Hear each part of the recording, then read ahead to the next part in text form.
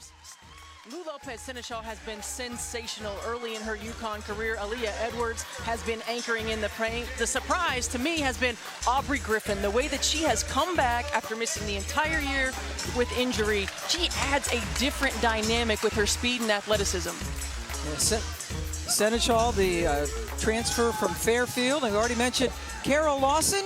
And there you take a look, a lot of balance, a lot of players coming off the bench. This is a team that has 8 new players. 5 of them are transfers to go along with 3 freshmen. And they are unbeaten, but Carol Lawson, we talked to her right before the game, said undoubtedly this is their toughest test. This is a UConn team that is coming off impressive back-to-back wins against 2 ranked teams, Texas and NC State.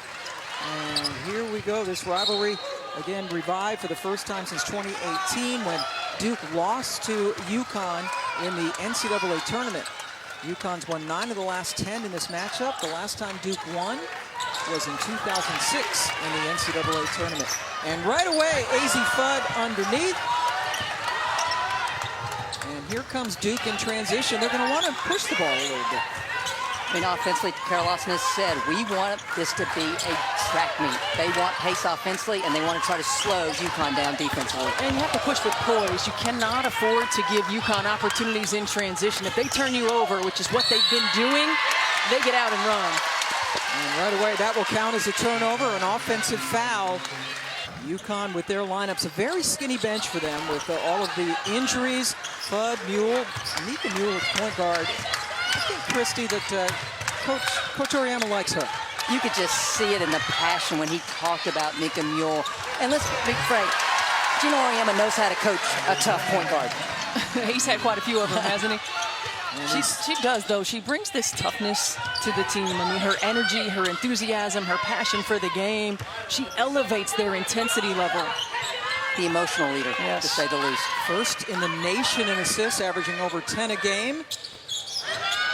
This is a Duke team. We heard Rebecca talk about it in the studio. They don't take a lot of threes. They missed the first one today. Griffin, who averaged about 6.5 points per game her first 2 years before the back injury. And she is bottled up. Good defense there by Kennedy Brown, a transfer from Oregon State. Takes a little while offensively to get into a flow, to get into a system. Much further along on the defensive end, according to Carol Lawson, as most teams, they're going to need a lot more of that from Shaeyann Day-Wilson. And then the stylish finish at the end. Day-Wilson has not been shooting well. In fact, was just 2 of 13 from 3 before she hit that one. Numbers down a little bit. Here's Azzi Fudd. Does anybody have a prettier shot than her? And quicker release. It's so quick. She gets by you off the bounce, and before you can recover, the shot's out of her hands. That's Klay Thompson-like quickness, right? Getting out of her hand.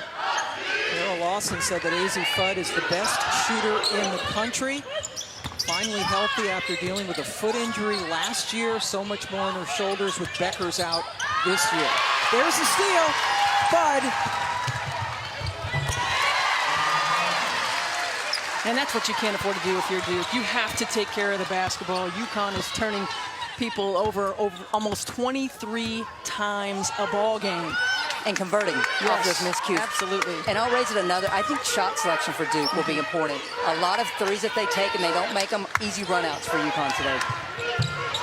2 in a row now for Day-Wilson. Sophomore guard from Toronto, but then Aubrey Griffin beats everybody. Because of an assist from Nika Mule. That was the baseball pass that Geno Auriemma was talking about yesterday, having to teach this new generation of point guards because they're just not on the playground playing like you and I used to do. That's right. That touch, being able to get it over the floor. But look at Aubrey Griffin, the way that she gets down the floor. I mean, it's been a while since UConn has had a wing with her speed and quickness. She's the disruptor. She is. I feel like. And that's Lou Lopez-Senechal. She's from France, but was a player of the year in the MAC last year. Leading scorer at Fairfield all 4 years, and it's been almost like a smoothest transition going to UConn. Well, we all knew she could score. What I've been impressed is her transition to the defensive intensity that UConn requires. Because that was one of the questions, with all due respect to Fairfield, stepping into this elite program. Aaliyah Edwards fouled as she hits the deck. And that was one thing Geno Auriemma told us as Edwards goes to the line. UConn is a place where you have to accept that you're going to come in and fail. In impossible situations, day in and day out in practice. And he wants to see what you're about. And there's a turnover. UConn's going to have that ISO all day long. You put Azzi Fudd on the backside, they've got to hug her at the three-point line. Edwards is going to get a lot of touches.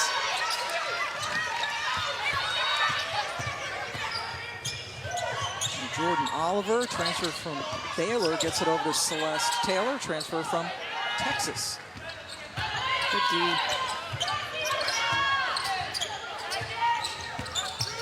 Taylor with a little pull-up, wide right, but the putback, nicely done. Celeste Taylor gets the bucket, her second year now at Duke. Heidi. Balogun spots up for three. Said they were farther along defensively, certainly, than offensively. Has been pleased with that. All those players you mentioned, all the transfers trying to blend together.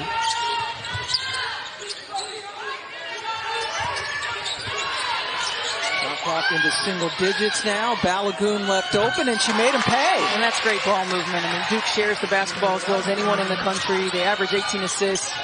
Great ball movement and good player movement. Kept their spacing, able to get a high percentage look. Well, you can tell Duke does not want this to be a one-on-one battle. And you're seeing that on both ends of the floor, how they were covering for one another defensively and then the extra passes you mentioned offensively. Good defense on Fudd by Balogun. And now Nika Mules to get shots, only averaging about 4 points per game. And there's the freshman. Good defense again by Duke. Fudd being face guarded by Taylor, and but the team rotations have been so good so far for the Blue Devils. Fudd popped out. And Duke's defense does what she is. So when she cuts, she's pulling defenders. So many eyes are on her that it's giving the rest of her teammates open looks. You have to pick your poison. And you certainly don't want to allow Azzi Fudd, you know, she can score in bunches. She can't get any easy looks. Well, and that's what you have to do as a coach. Yep. Who are you going to allow to try to beat you? Just go to the rim and let your point guard find you. Well, I thought she tried to hold that contact as well. Yes. She didn't need to. Jesus looking over at head coach Carol Lawson. First time again that she's met up with Geno Auriemma, but when she was at Tennessee, not so good. That's good. Good job getting back on transition. Defense. Nice pass. That is nice into Balogun, but it wouldn't go down. Good pace to this game as we anticipated. Day-Wilson, a couple of threes early, and then threw it away. Mule 3-on-1 for the Huskies. A couple of choices, a no-looker to Griffin.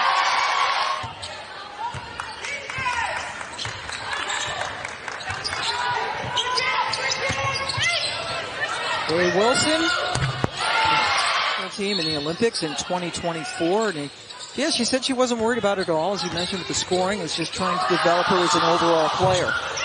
Edwards. It's subtle, but we talked about the depth of Duke versus UConn. How's this going to look in the fourth quarter? Right. I mean, if Duke can keep this close and get to halftime and cut this to single digits, I think you know, they're playing 7-8 players heavy minutes. They just know how to win. They're efficient. And if you're Duke, you're absolutely right. You're happy right now with what you've been able to do, where you are. Losing Paige Beckers. She had another injury last year. Out for the entire season this year because of the torn ACL. She is here in Portland, does travel with the team. Well, I asked Geno yesterday, like, how have the injuries, we know, like, how it affects minutes and whatnot, but how's it affecting? He said, we've had to be less aggressive from a defensive perspective, and that's scary. De Jesus over Ducharme. Now Fudd. Griffin wanted the ball. To know where Lopez-Senechal is. I give Azzi Fudd credit for that, though. I think everyone's stuck in the paint because she was driving the ball, and that left Lou open. Open three. We approach 30 seconds to go in the first half. Nice. Second chance works for Patterson. Rotation, and no one drops to that weak side, and Patterson's open. Well, you talked earlier about Duke and scrambling on defense. There were multiple levels of effort. Their rotations wasn't there that time. And Duke going to hold it. Shot clock off. Patterson almost forced the turnover. Taylor getting Fudd off balance and hits it. Nice. See the second half. Does that bench shorten a little bit? So Azzi Fudd coming in back-to-back 32-point games, averaging 30 points per game. Held to just 9 in the first half, but her spacing helps. Standpoint, it's got to be the low man. You can't go from the free throw line down to help on that. Well, I don't think a Duke big can help on that. No. She's getting downhill to that speed level. Day-Wilson missing from the outside. Edwards, same spot, same result. And understanding the growth of her game and where she needs to continue to get better. She's been playing on some Canadian national teams. She and Day-Wilson played together as well in their pre-college days. It's been a pretty good team. Senechal, northeast of Fairfield, Connecticut, to play in Stores. 48-29. Duke looking for its first points of this half. They come in unbeaten, but UConn is their first ranked opponent of the season. Steph, I'd like to say Day-Wilson get a pull here. Well, she delivered for you. Staying in the game. Geno Auriemma has not gotten anybody up. But we've seen that throughout the first 3 games. I mean, she's gotten in foul trouble, or Aubrey Griffin has. And you got to be long, right? And that's that you have to be able to deliver it on the money or be long and send that thing out of bounds. Don't be short. Well, consistently, if Aubrey Griffin doesn't get the rebound, she is first person down. But Mika Mule is the only one that really is willing to surpassing her season average. You know, and some people might say, well, it's because you got Azzi Fudd. It's because you got Lopez-Senechal. No, this is a true point guard that knows when and where to get the ball to her scores. Yeah, and she spreads the love. I mean, certainly Azzi Fudd is a high-volume scorer and has been, but... And she's still pretty good. She's pretty good. Yeah. So can I start this discussion of who Mika Mule reminds me of? It's Rosati. It's Rosati, 100%. That is high praise indeed. One of your new bosses there, Steph. That's right, yes. Oh, my. Celeste Taylor's got to get going for Duke. Good offensive board. Yeah, open. Wide open. Ducharme with the miss. To Jesus. All the way under. Jackson. Contact, no foul, but so now the shot clock is off for Duke.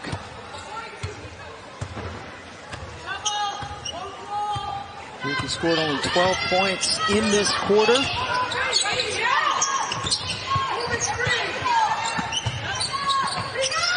Good look. Sean, you mentioned her stiff neck. She didn't play basketball at all summer because of trying to get over some injuries. This is Duke's biggest run of the day. They've scored the last 6 points. There's UConn. Edwards, who had 8 points and hit all 3 of her shots in the third quarter, gets the rebound for the Huskies. And now Mule's going to slow it down a little bit. Edwards takes off with the ball and just like looking back at Mule like, where are you? I was ready to run. Yeah. Azzi. That's on one leg, too. Yes. Right? Edwards. She is going to be picked up by Day-Wilson. Looking it right to the basket. Mule. Looking up court. Edwards, unselfish to Duchamp. It's a UConn record for most assists in a game. Previously held by Paige Beckers. Not Sue Bird or Jen Rosati or any of the other great ones. Now, Pam, you're just poking some bears now. Yep. Edwards, come on. We're getting experience. Caroline Ducharme trying to get back into a game rhythm, back into a game flow. This is how you build depth throughout the season so that come NCAA tournament time, you're not playing just 7 players. Well, I think we saw that South Carolina Stanford. Heading out to the bench. Duke shooting just 33% from the floor. Connecticut at 51%. There's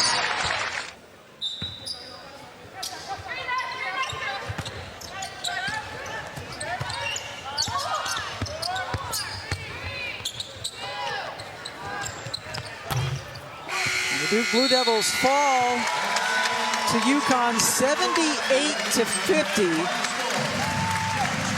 Double-double for Aaliyah Edwards, another double-digit assist game for Nika Mule. And Duke, we knew it would be a tough afternoon for Duke, and that's exactly what it turned out to be. Yeah, certainly. I mean, this is a Connecticut team that is playing very good basketball right now, and we heard Rebecca Lobo talk about not just, you know, a Final Four caliber team, but Azzi Fudd playing at a National Player of the Year level, and it was a tremendous challenge for Duke. And certainly if you're Kara Lawson, you want to go back to the film, you want to look and see where are the areas that we can shore up and move on and continue to get better as this season progresses. I mean, they're not playing for November, right? They're playing for March, but certainly taking every opportunity that they can to evaluate and to grow.